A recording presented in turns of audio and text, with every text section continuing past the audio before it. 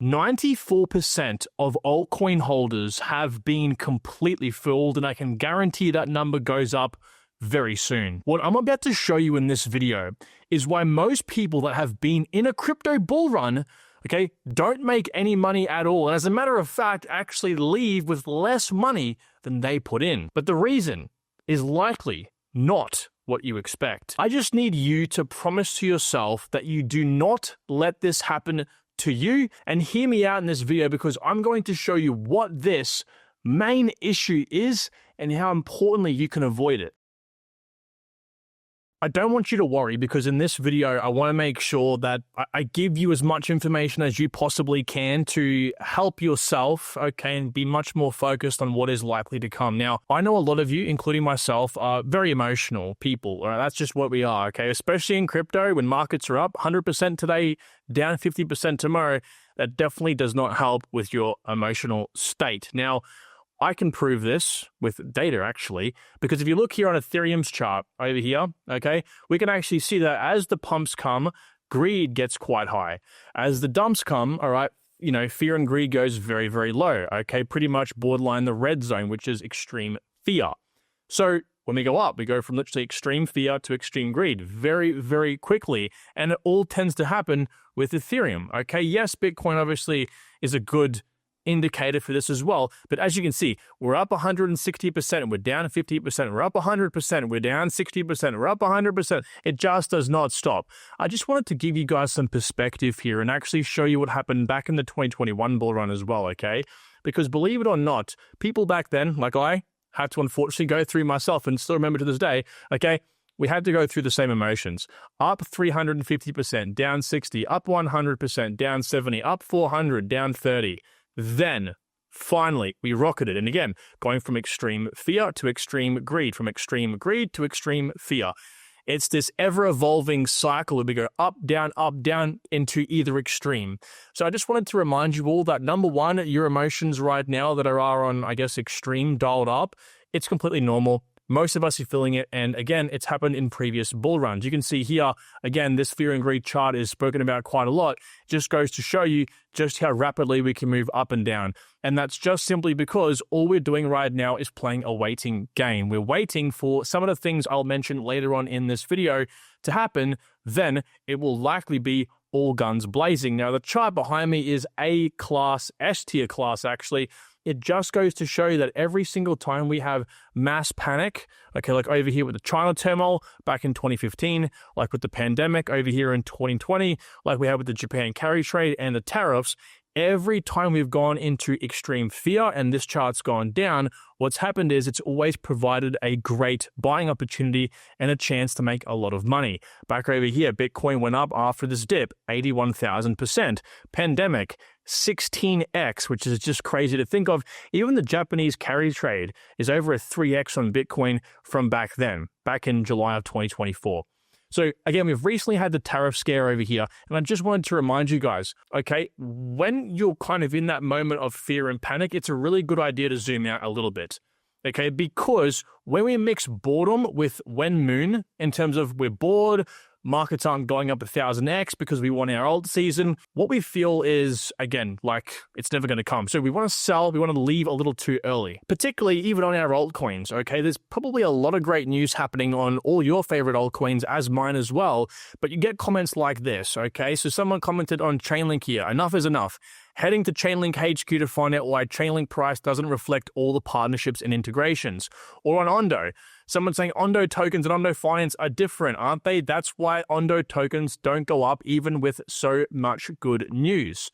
It doesn't matter what altcoin it is. Altcoins are just online digital casino gambling coins in the eyes of everyone else apart from us degens, okay? And so that means no one's buying our favorite altcoins unless they're solely convinced in some of the things I'll mention to you later on. But most importantly, guys, like I showed you with the first chart over here, this is a cycle that repeats time and time again. In this period, I'm calling the boring zone, and I'll touch more on that in just a second here. This guy here literally says the same thing, funnily enough. We're in the boring period. The good thing about boring periods is they always end in big price movements. Big price movements equals big opportunities. I want you to think about something. Every time the market's been extremely euphoric and everyone's happy and everyone's making money, how long does that last? Well, again, in a minute, I want to show you. It doesn't last very long, as a matter of fact. What lasts longer is the boring period. The boring period is where the money is actually made and it's materialized in the fun season, alt season, okay? But that comes with time, with patience, under the right conditions. And so as we move up, move sideways, move up, move sideways, up, sideways, again, with altcoins particularly feeling the heat, okay? They're not doing this. They're going up, down, like kind of like a heart monitor, okay? This is a time to accumulate if you trust the process, if you trust the boring zone to eventually provide this zone. I don't know a single person from any previous cycle that ever regretted buying even some of the highs in the boring zone, because where alts went after that, okay, yielded upwards of 10, 15, maybe even a 30x on average. Now, these ups and these downs, again, I'm not blaming you or anyone else to feel these emotions, okay? I understand totally, we're all human, okay? But it's very important, I think, when you feel like this, as I said, one, to zoom out, but also to have a look at what the smart money or long-term holders are doing. Now, yes, this is not a gauge in alt season, but what many people tend to forget is we actually want Bitcoin to go up, because when Bitcoin goes up, okay, you can see here, it's actually alt season. Okay, Bitcoin over here does a close to 13x, and yet that's alt season. Matter of fact, Bitcoin over here, okay, goes up a 5x, alt season. Better yet, back in 2014, okay, it went up, a crazy 38x. Alt season. So with these long-term holders continuously buying, and with institutions on board, I know you're sick of hearing it, institutions, ETFs, this and that. But it's factual. It's true. It's happening. It's happening, but price hasn't yet reflected that. And again, I want to talk about the reason why later on in this video. But what happens when price eventually does reflect that? Are you going to be someone who buys at a 3x increase? Or are you going to be someone that says to yourself, well, I told myself at break even I'm getting out of the market, but now, well, we've just 4x. I don't think I'm going to be taking any money out of the market anytime soon. So you've got to come to terms with that possibility and what you're likely going to do. Cement in your own mind the plan moving forward, because if this thing starts, it's going to come hard and heavy.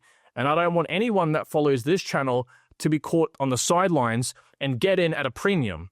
That's just my 2 cents. Now, I could be wrong in all this, okay? But like I tend to use an analogy of, it's like a casino roulette table.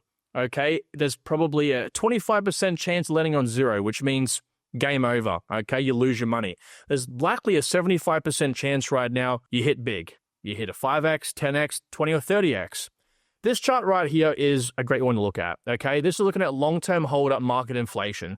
To cut you the boring side of things, essentially, when this goes up, when this green line's up, that means that long-term holders, people who are buying and holding Bitcoin for the long term, they're actually adding to the inflation rate, which technically means they're selling, okay? They're unloading their Bitcoin. And you can see there's this nice wave pattern that does occur.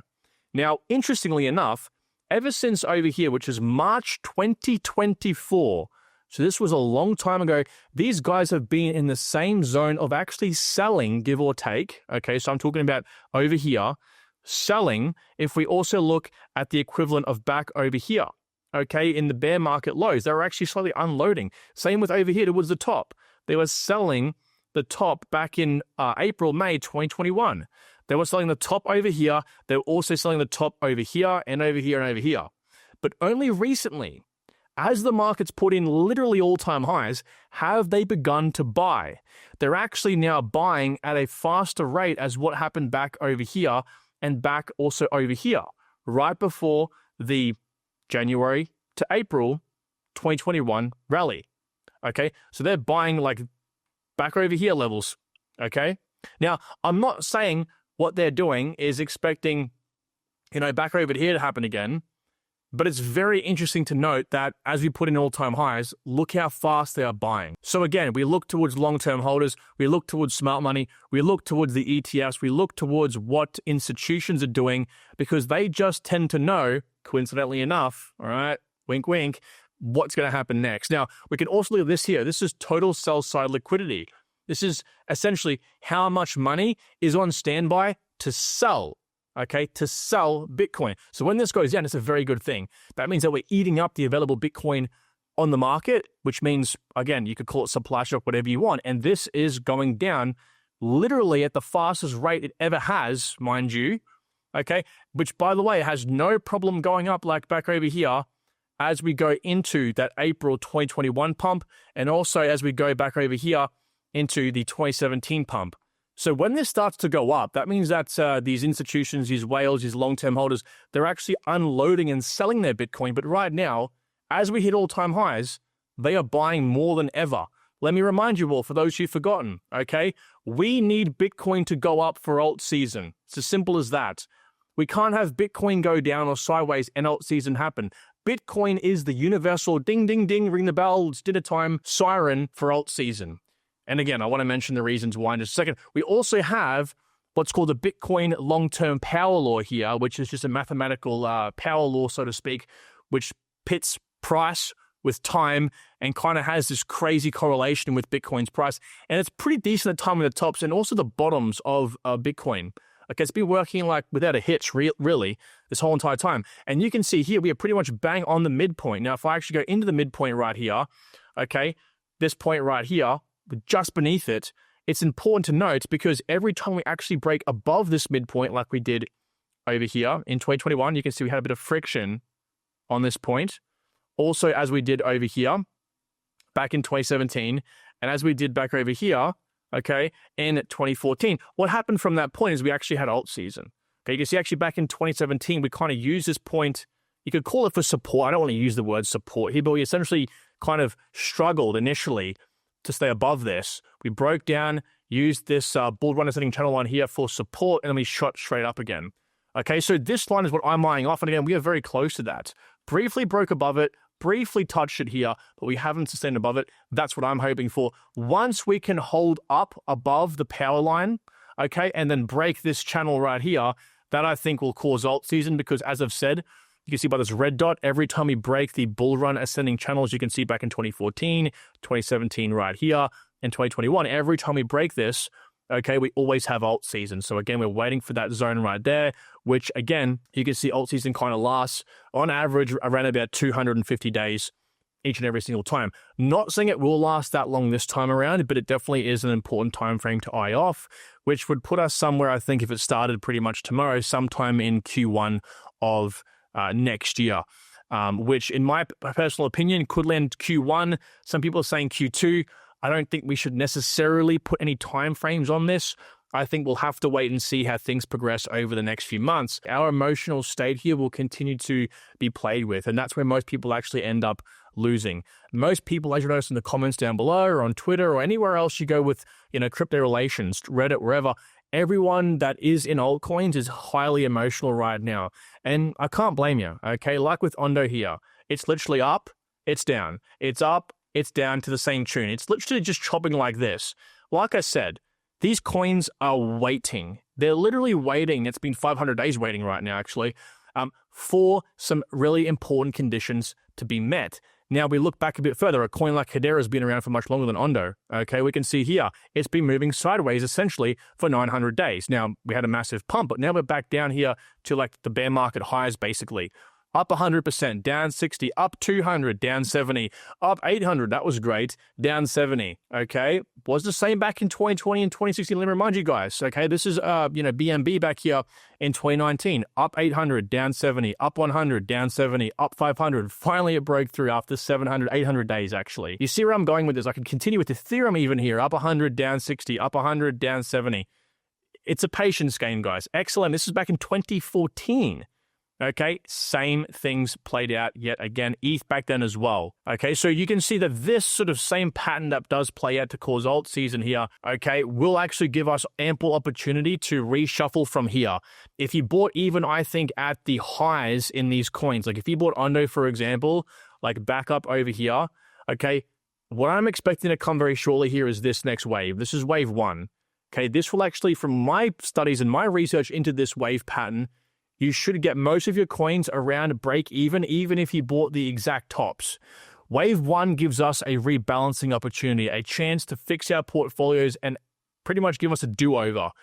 Now, what comes after that, okay, is wave 2, which is a slight pullback. Then wave 3 is the money-making wave, and also wave 5, but you kind of want to be a bit careful waiting for wave 5. Now, if this makes no sense to you, I understand. I've broken it down in the past. Essentially, all you need to know is we are squeezing right now into this very important zone that will have to hard cap end August, September of this year, and that should hopefully give us a chance to do what I just said, which is pretty much take some profits on our coins if you are someone a little bit worried right now. So don't get yourself caught up in the noise and in the hype. Altcoins are just simply like a surfer, all right, waiting for that right wave to take. And that right wave is for Bitcoin to break through the channel, is for Ethereum to hit all-time highs. Once those two conditions are met, we will see Bitcoin dominance fall as Bitcoin goes up. And from there, I am firmly of the belief we will have an alt season. Now, if you're thinking to yourself, Kyron, well, I've got to go buy my small micro cap coins because you know what? This all sounds great and fair enough. I agree with you, but I'm not going to 100x. I need 100x because I need a Lamborghini in my garage. I understand that you got to make the X jealous. So I need you to consider this really quickly. A coin like Ondo, currently a $2.5 billion market cap coin. Many of you will think, I'm going to fade that. It's too high market cap. A lot of influencers will tell you to do this, right? But here's the actual truth. It requires far less money than you may think to make Ondo go up even a 2x from here, okay? Ondo going to a 5 billion market cap, so 2xing, okay? You may think that, Ondo requires $2.5 billion of money invested in it. That is wrong, okay? The way that these altcoins move up in price, and even Bitcoin, all revolves around these things called order books, plus 2% and minus 2% depth. Now, it is far too much to go into in this video. All I wanted to say, though, doing the math, okay, looking at these order books and how they grow in size as the coin grows, and looking at possible sell pressure as people take profits in a bull run, it requires far less money to move these coins. Ondo, for example, going to a $2.50 price, which is, let's just call it a nice 4x from here to keep it simple, okay? 3-4x. The market cap on paper, so here, would register $8 billion, but actually, it would only require $300 million of buy pressure on top of sell pressure, by the way, to actually get it to that level. If we go to the extreme and look at $20, the registered market cap is $63 billion, but it only requires give or take $6 billion to get there. Now, even if there is a bunch of sell pressure at $20, okay, you still need far less than $63 billion to get there, even if it's half of that, even if it's $30 billion. And this is what I'm really upset about, because you'll have people telling you to your face, you have to go find 1000x cryptocurrencies, which means right now your portfolio isn't down 30 or 40 or 60%, it's down 99%. And you have a high chance of leaving the bull run with no money whatsoever because you buy the micro caps because you really just feel like that's the only thing that's going to get you even a 5x or a 10x, when really it's not. Take BNB in the previous bull run. Again, you guys know this. Up, down, up, down, up, down. Up 800% or 100%, down 70%, okay? But if you just took, okay, the bear market right here, high, and you went right across, when it went back up to the bear market highs, this coin still did a 17-18x. And let me say something right now. This coin wasn't a small cap back then. At the point where it actually went up a 17-18x, it was a 10 billion market cap coin, which is 4 times larger than Ondo is right now. Let's take Solana, a smaller market cap back then, okay? When it launched, it was at about a 1 billion market cap.